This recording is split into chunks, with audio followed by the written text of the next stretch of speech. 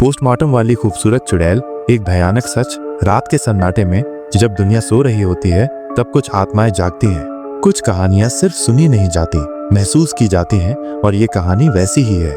एक मोर्चरी, एक लाश और एक ऐसा सच जो आपके होश उड़ा देगा। क्या आपने कभी सोचा है कि पोस्टमार्टम टेबल पर पड़ी लाश अगर अचानक उठकर आपको घूरने लगे तो क्या होगा? आज की कहानी आपको नींद नहीं लेने देगी, तो अपने कमरे की लाइट बंद कर दीजिए, हेडफोन लगा लीजिए और तैयार हो जाइए पोस्टमार्टम वाली खूबसूरत चुड़ैल की सबसे डरावनी कहानी के लिए। क्योंकि ये एपिक हॉरर स्टोरीज है और यहाँ डर ही हकीकत है। ये कहानी मोहनलाल की है, जो एक सरकारी अस्पताल के मोर्चरी में काम करता था। मोहनलाल को लाशों का पोस्टमार्टम करते हुए 15 साल हो चुके थे, लेकिन जो कुछ उसने हाल ही में देखा वो उसकी अब तक की सबसे डरावनी और रहस्यमयी घटना थी। ये कोई साधारण मौत नहीं थी, बल्कि कुछ ऐसा था जिसने मोहनलाल को रातों रात पागलपन की कगार पर ला खड़ा किया। शाम के करीब 7 बजे थे। सर्दियों की रातें जल्दी घिरने लगी थीं। सरकारी अस्पताल की मोर्चरी में अजीब सी खामोशी छाई हुई थी।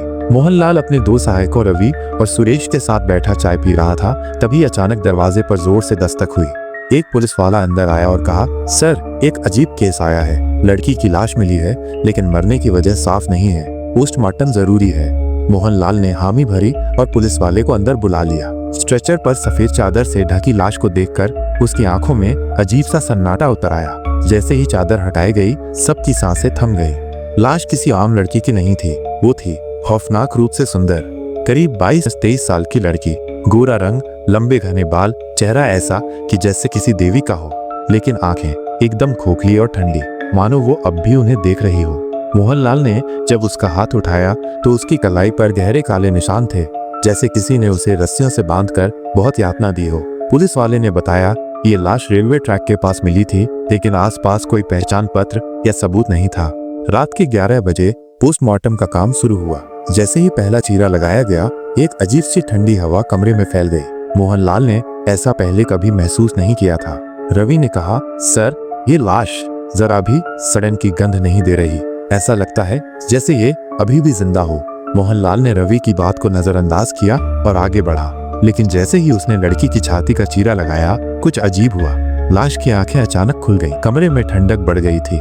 मोहनलाल, रवि और सुरेश के दिलों की धड़कनें तेज हो गईं। किसी के मुंह से आवाज नहीं निकल रही थी। सर, ये क्या था? रवि ने कांपते हुए कहा। मोहनलाल कुछ समझ नहीं पाया। उसने हिम्मत जुटाई और लड़की की आंखों को छूकर बंद करने की कोशिश की, लेकिन जैसे ही उसकी उंगलियां पलकों तक पहुंची, लाश का मुंह अचानक हिल गया और एक धीमी मगर ठंडी आवाज आई, मत खोलो, मत छेड़ो। रवि चीख पड़ा और पीछे हट गया। सुरेश का चेहरा सफेद पड़ चुका था, लेकिन मोहनलाल एक अनुभवी व्यक्ति था। उसने खुद को संभाला और सोचा कि ये शायद कोई नर्वस मसल्स का मूवमेंट हो सकता है, जो कभी कभी मौत के बाद भी होता है। डरो मत, काम खत्म करके चलते हैं, मोहनलाल ने कहा और अपने औजार फिर से उठाए। लेकिन तभी लाश की आंखों से खून बहने लगा। मोहनलाल के हाथ कांप गए, शरीर ठंडे पसीने से भीग गया। उस खून की बूंदें जमीन पर गिरने लगी, लेकिन जैसे ही वे फर्श पर पड़ी, उनमें से भयंकर दुर्गंध आने लगी, जैसे जलते हुए मांस की बदबू। बस, मैं यहाँ नहीं रुक सकता, रवि चिल्लाया और बाहर की ओर भागा। लेकिन जैसे ही उसने दरवाजा खोलने की कोशिश की, दरवाजा खुद ब खुद बंद हो गया। कमरे में हवा तेज चलने लगी। मोर्चरी के कोने में रखे औजार जमीन पर गिरने लगे। बिजली की ट्यूब हल्की हल्की झपकने लगी और तभी लाश धीरे धीरे स्ट्रेचर से उठने लगी। रात 12 बजे मोहनलाल, सुरेश और रवि के सामने वो लड़की की लाश धीरे धीरे उठ रही थी। उसका सिर पहले उठा, फिर पीठ और फिर पूरा शरीर, लेकिन उसके पैर अभी भी स्ट्रेचर पर ही पड़े थे। या भगवान, ये क्या हो रहा है? सुरेश फुसफुसाया। लड़की की लाश का चेहरा ऊपर की ओर उठा हुआ था और उसकी आंखें सीधे मोहनलाल की ओर देख रही थीं। उसके होंठ हिले और एक भयानक गहरी आवाज आई, तुमने मुझे छेड़ा क्यों? मोहनलाल का शरीर सुन्न पड़ गया। उसके हाथों से औजार गिर गए। तुम लोगों को यहाँ नहीं होना चाहिए था। फिर लड़की की लाश हवा में तैरने लगी। वो सीधी खड़ी हो गई, लेकिन उसके पैर अभी भी स्ट्रेचर पर ही पड़े थे, जैसे शरीर के 2 टुकड़े हो चुके हों। फर्श पर खून की नदियां बहने लगी। बदबू और तेज हो गई। तभी दरवाजा अपने आप खुल गया। रवि मौका देखकर भागा। सुरेश भी उसके पीछे दौड़ा, लेकिन मोहनलाल अभी भी वहीं खड़ा था, जैसे किसी अदृश्य शक्ति ने उसे जकड़ रखा हो। लाश अब हवा में तैरते हुए उसके और करीब आ रही थी। तू बचेगा नहीं, लड़की की आवाज गूंज उठी। मोहनलाल ने पूरी ताकत लगाई और खुद को छुड़ाकर भागा। वो जैसे ही दरवाजे से बाहर निकला, उसे लगा कि किसी ने उसके कंधे पर हाथ रखा। पीछे मुड़ते ही उसने जो देखा उससे उसकी आत्मा कांप गई। वहां कोई इंसान नहीं था, बल्कि एक जली हुई औरत की आत्मा खड़ी थी। उसका चेहरा पिघले हुए मांस से भरा था, आंखें कोयले की तरह जल रही थीं। उसके बाल हवा में लहरा रहे थे और उसके कपड़े जले हुए थे। तूने मुझे छेड़ा, अब मैं तुझे छोड़ूंगी नहीं। वो आत्मा झपट कर मोहनलाल की ओर बढ़ी। मोहनलाल ने चीखकर दरवाजे से बाहर भागने की कोशिश की, लेकिन तभी हॉस्पिटल के पूरे लाइट्स बंद हो गए। चारों ओर सिर्फ घना अंधेरा था। अस्पताल के गलियारे में एक भयंकर सन्नाटा था। तभी दूर से किसी के रोने की आवाज आई, बचाओ, मुझे बचाओ। मोहनलाल ने देखा कि एक परछाई कोने में बैठी रो रही थी। वो धीरे धीरे उसकी तरफ बढ़ा। जैसे ही उसने टॉर्च की रोशनी डाली, वो जोरों से मनहूस हंसी हंसने लगी। वो परछाई अचानक उठ खड़ी हुई और मोहनलाल पर झपट पड़ी। मोहनलाल जमीन पर गिर पड़ा। वो औरत की आत्मा उसके ऊपर झुकी हुई थी। उसकी आंखों में खून भरा हुआ था। अब तू मरेगा। तभी किसी ने ऊंची आवाज में मंत्र पढ़ना शुरू किया। हवा तेजी से चलने लगी। अस्पताल की खिड़कियां खुद ब खुद खुल गईं। वो आत्मा दर्द में चीखने लगी। दरवाजे से एक बूढ़ा तांत्रिक अंदर आया। उसके हाथ में राख और काले धागे थे। हट जा, ये मोहनलाल तेरा नहीं। तांत्रिक ने राख फेंकी और वो आत्मा जलने लगी। वो तड़पने लगी। सारा अस्पताल आत्माओं की चीखों से गूंज उठा। मोहनलाल बेहोश हो गया। लेकिन असली सवाल ये था, कौन थी वो लड़की और उसका खौफनाक सच क्या था? मोहनलाल धीरे धीरे होश में आया। उसने देखा कि वो अस्पताल के एक कमरे में पड़ा हुआ था। पास में वही तांत्रिक बैठा था जो उसे बचाने आया था।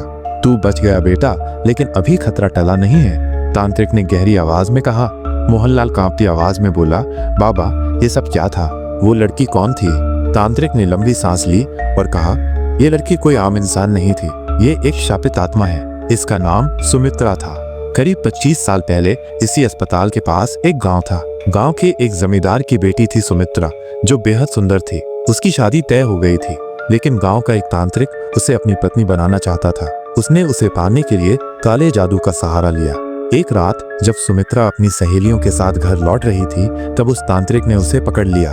उसने उसे अपने घर में बंद कर दिया और 7 दिनों तक तंत्र मंत्र करता रहा। लेकिन जब सुमित्रा ने उसकी बात मानने से इनकार कर दिया, तो उसने उसे तंत्र साधना में बलि चढ़ा दिया। लेकिन मरते वक्त सुमित्रा ने शपथ ली, जिसने भी मेरी लाश को छुआ वो जिंदा नहीं बचेगा। उसके मरने के बाद गांव में अजीब घटनाएं होने लगी। जो भी उसके शरीर को जलाने जाता वो भयानक मौत मारा जाता। डर के कारण गांव वालों ने उसकी लाश को बिना जलाए ही जमीन में गाड़ दिया। लेकिन अब उसकी आत्मा फिर जाग गई थी। मोहनलाल का चेहरा सफेद पड़ चुका था। बाबा अब क्या होगा? तांत्रिक ने कहा, वो आत्मा अब चैन से नहीं बैठेगी। उसने तुझे छू लिया है, अब वो तुझे जिंदा नहीं छोड़ेगी। अस्पताल के गलियारे में मौत का साया। अचानक कमरे की लाइटें झपकने लगी। ठंडी हवा कमरे में फैल गई। आ रही है, तांत्रिक फुसफुसाया। दरवाजे के बाहर से किसी के पैरों की आवाज आने लगी। धीमे धीमे मोहनलाल, एक जानी पहचानी मगर डरावनी आवाज सुनाई दी। दरवाजे के नीचे से एक परछाई अंदर आ रही थी। तांत्रिक ने तेजी से मंत्र पढ़ना शुरू किया। मोहनलाल कांपते हुए पीछे हटने लगा। तभी अचानक दरवाजा जोर से खुल गया और हवा में सुमित्रा की आत्मा प्रकट हो गई। उसकी आंखें जल रही थीं। उसकी आंखों को कोई आम इंसान देख ले, निश्चित उनकी वही मृत्यु हो जाए। शरीर आधा सड़ चुका था। वो हवा में तैर रही थी। मोहनलाल, मैंने कहा था ना, तू बचेगा नहीं। और फिर एक झटके में वो मोहनलाल के ऊपर झपटी। तांत्रिक ने राख उठाई और मोहनलाल के ऊपर फेंक दी। अचानक आत्मा दर्द से चीखने लगी। वो जमीन पर गिर गई और तड़पने लगी।